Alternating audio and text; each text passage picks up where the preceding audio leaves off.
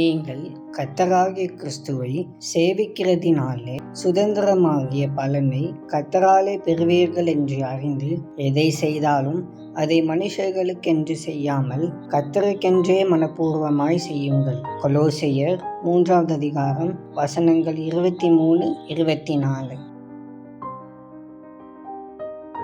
தேவன் நம் ஒவ்வொருவருக்கும் வெவ்வேறு விதமான வேலைகளையும் பொறுப்புகளையும் கொடுத்துள்ளார். தேவன் தந்துள்ள பொறுப்புகளில் நாம் ஜாக்கிரதையுடன் செயல்பட்டு உண்மையாயிருந்தோம் என்றால் நாம் ஆசீர்வாதத்தையும் சமாதானத்தையும் பெற்றுக்கொள்வது நிச்சயம். நம்முடைய வேலைகளில் அலட்சியமாய் செயல்பட்டு கவனமில்லாமல் நாம் நடந்தால் தேவன் நமக்கு தந்தவைகளை நாம் இழக்க நேரிடலாம். தன் கூட்டை விட்டு அலைகிற குருவி எப்படி இருக்கிறதோ அப்படியே தன் ஸ்தானத்தை விட்டு அலைகிற மனுஷனும் இருக்கிறான் என்று பரிசுத்த வேதாகமும் நம்மை எச்சரிப்பதால் நாம் ஜாக்கிரதையுடன் செயல்படுவோம். மேலான ஆசீர்வாதங்களை சுதந்திரித்துக் கொள்வோம்.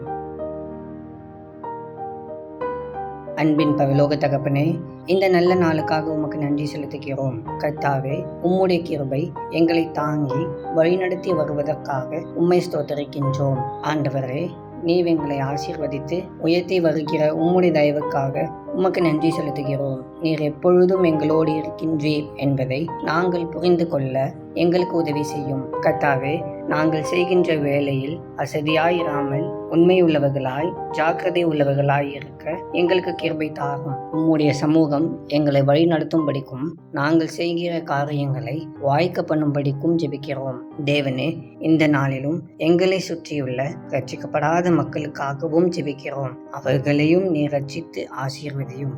இயேசுவின் மூலம் ஜெபிக்கிறோம் பிதாவே, ஆமென்.